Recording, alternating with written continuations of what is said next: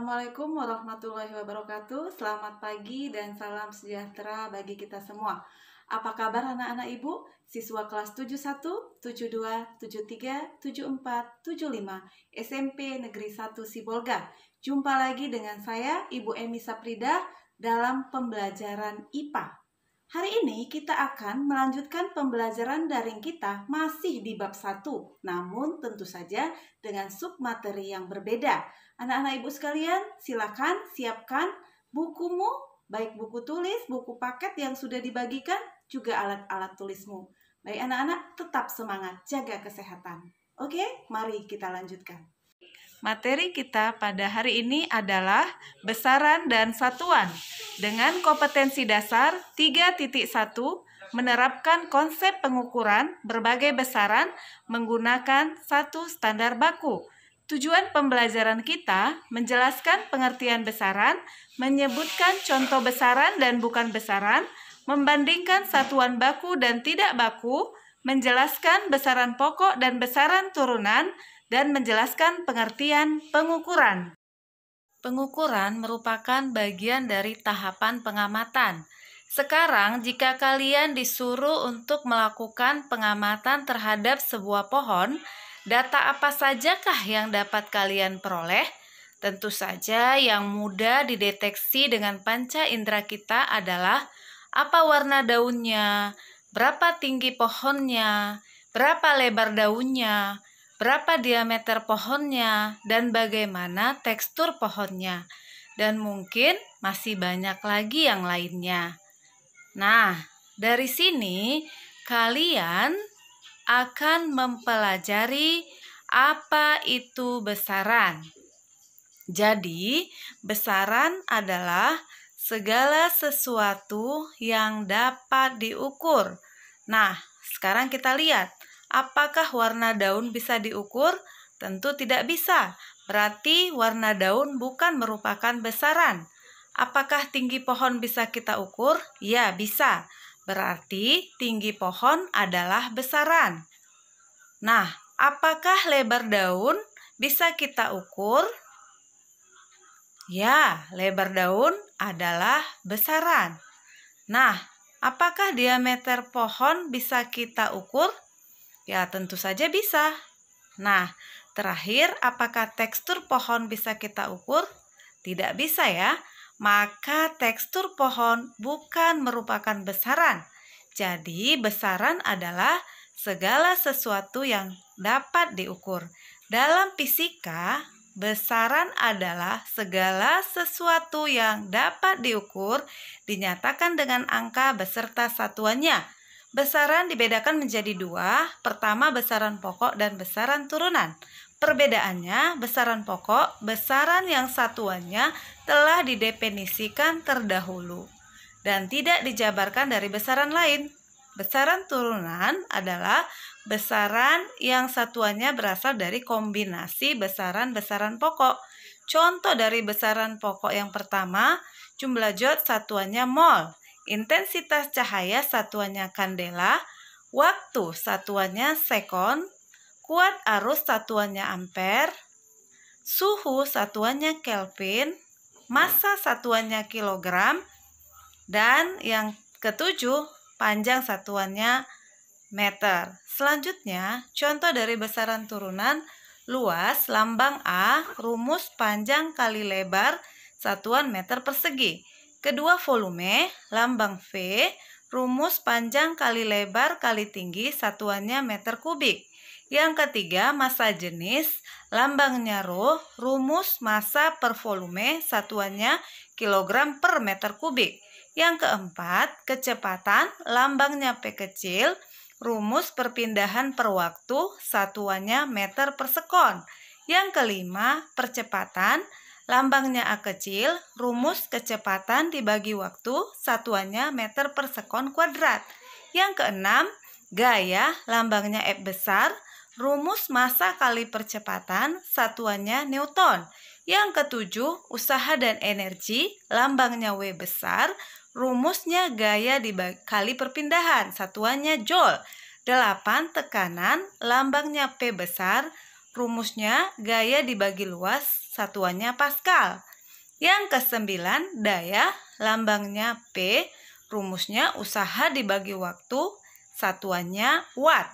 Yang ke-10 ada momentum, lambangnya P, rumusnya massa dikali kecepatan, untuk satuannya kilogram dikali meter per sekon. Oke, anak-anak, kita dengarkan lagu berikut ini. Besaran adalah sesuatu yang dapat diukur dan dinyatakan dengan angka punyai satuan. Besaran ada dua macam, pokok dan turunan. Yang pokok adalah besaran yang sudah ditentukan dulu. Sebagai contoh,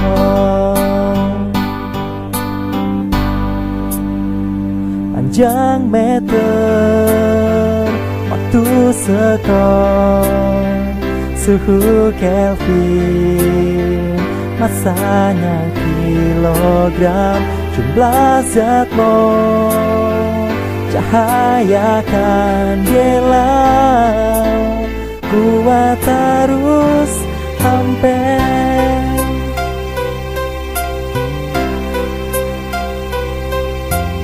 Besaran turunan adalah besaran yang didapat dari penurunan satu atau lebih besaran pokok. Sebagai contoh, gaya Newton, energi Joule, kecepatannya meter per sekon, volum kubik, luasnya persegi, tekanannya Pascal. Mengukur adalah kegiatan membandingkan suatu besaran dengan besaran sejenis yang dipakai sebagai satuan. Ada seorang ibu dan seorang anak yang akan mengukur sebuah meja. Mereka mengukur menggunakan jengkal sebagai satuannya. Setelah mengukur menggunakan jengkal, ibu mendapatkan hasil 4 jengkal.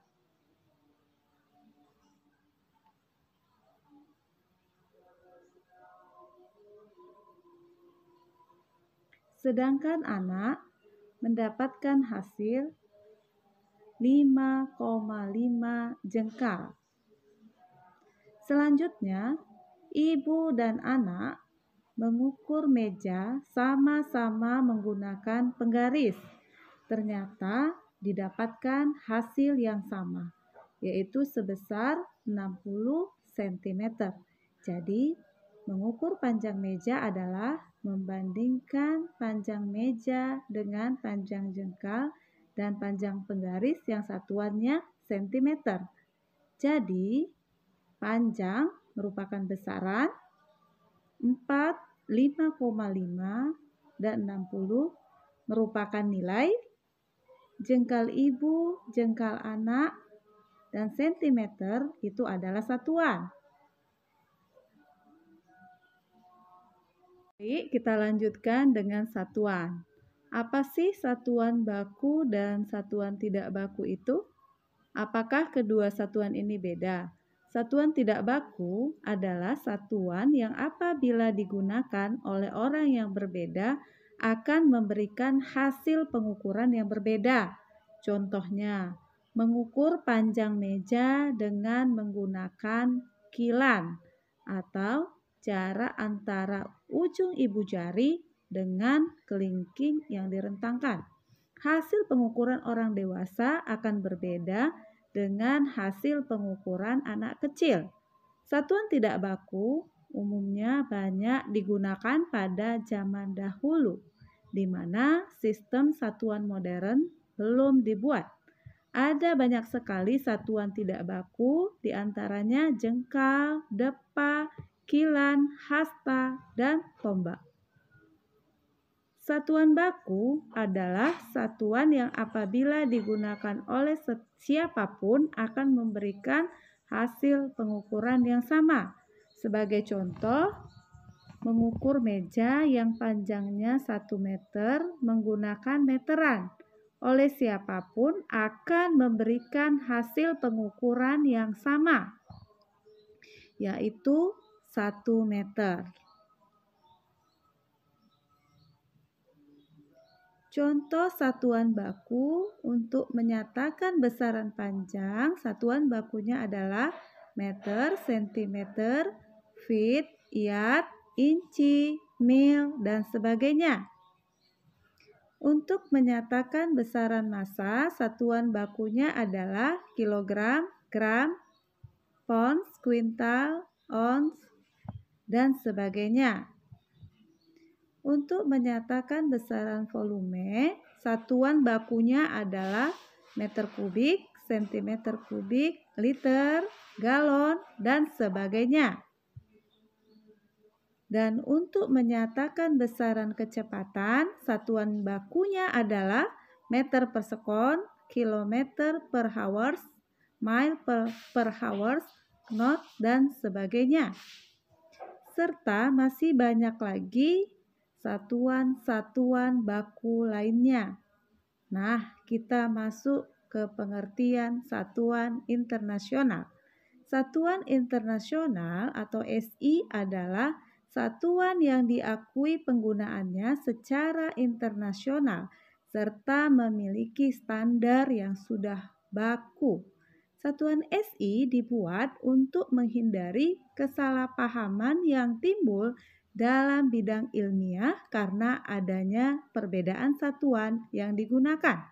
Berdasarkan pengertian tersebut, SI atau sistem internasional merupakan satuan baku.